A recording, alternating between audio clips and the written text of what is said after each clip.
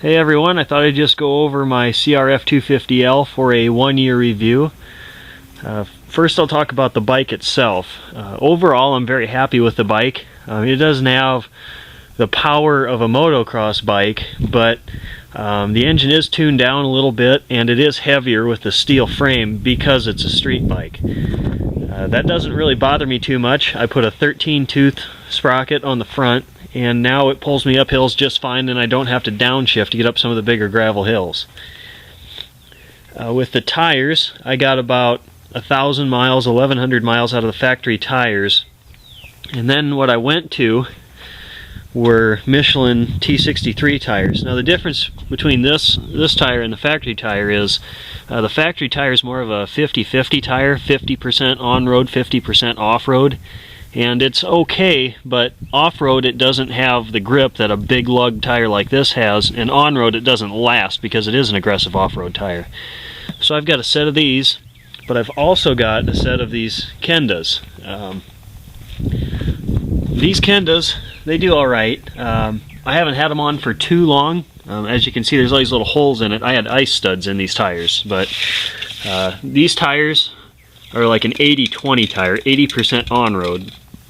I've taken this in the mud and it is terrible. They kind of ball up around the center and they get smooth with mud. These are not a very good wet terrain tire. In the gravel, these are actually pretty fun in the gravel because you can just tap the clutch and get the back tire spinning and really throw the bike around. Again, not the best off-road grip, but as you can see, there's a lot of tread in the center and it's a lot of close tread, so this is a better tire for the long run if you're going to do a lot of paved road or hard surface road between the places where you ride off-road. I mean, it's okay, you can get around, it just doesn't compare to a tire like that.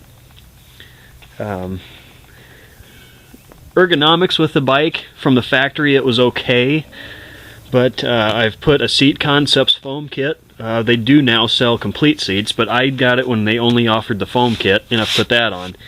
As you can see, that's pretty wide, and it makes the long distance stints a lot easier. It's still narrow up here, so you can get around putting your foot down in corners and that sort of thing.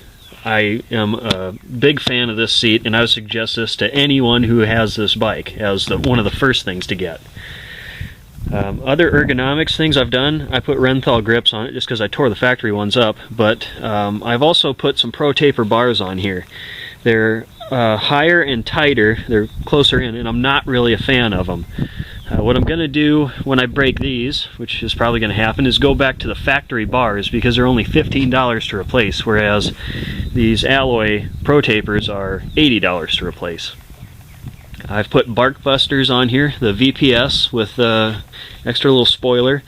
These have taken quite a few really heavy hits and they work really well. I've kind of got them custom mounted with this headlight guard and windshield mount that I'm working on, but again, I plan on going back to the factory bars because I don't really find these Pro Tapers comfortable. Other things I've done, I've put an FMF Power Bomb header on it and the FMF PowerCore 4 exhaust.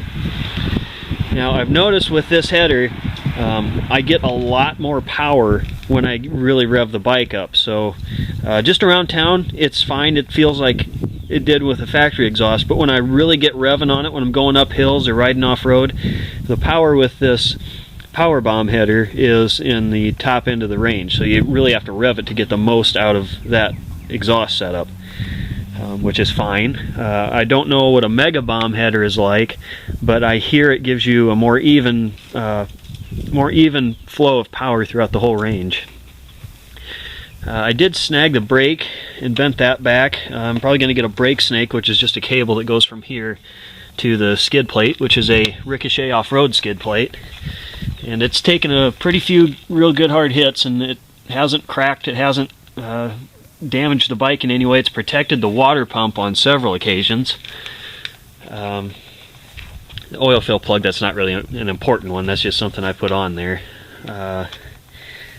I've taken the factory pegs off the back because they get snagged on stuff, and I want to build subframe braces. Now the reason I want to build subframe braces is because when you put a rack on this bike, it's not built to have a rack. It tends to stress the subframe a lot, and when you're riding off-road, especially when it's bumpy, I've been seeing subframe failure pictures from people that also own this kind of bike, and it kind of worries me. So before I put my luggage and my roto packs and stuff on here, I'm going to build subframe braces, which will be a video in the future.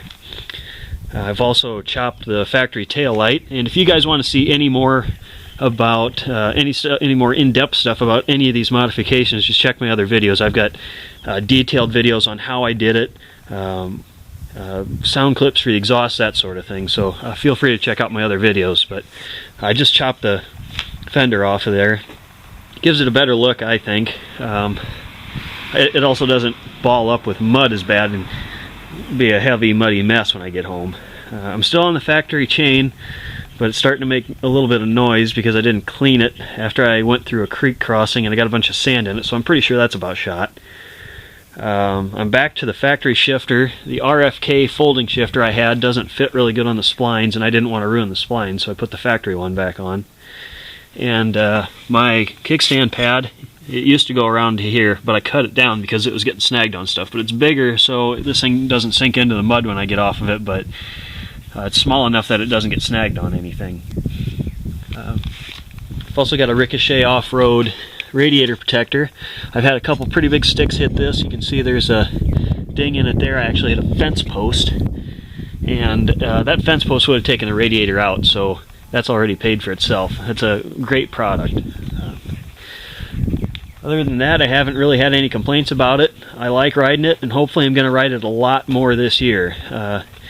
Big plans for this summer. I'm going to try and get some sort of adventure luggage set up for it and put the windshield on it. But other than that, I think it's about where it needs to be.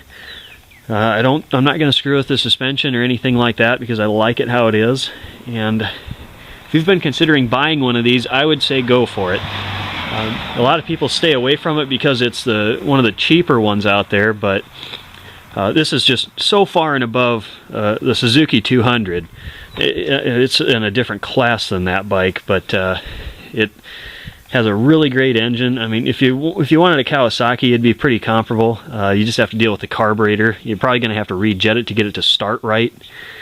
The Yamaha has more power, but it's really not worth the extra $2,000. So I think it's the best value for money for the small 250 class dual sports that's available, and I would highly suggest it to anyone who wanted an entry-level bike to get into dual sport riding, or just wanted to get back on a bike after being absent from it. So yeah, if you have any questions, leave them in the comments. I'll try and answer them as I can.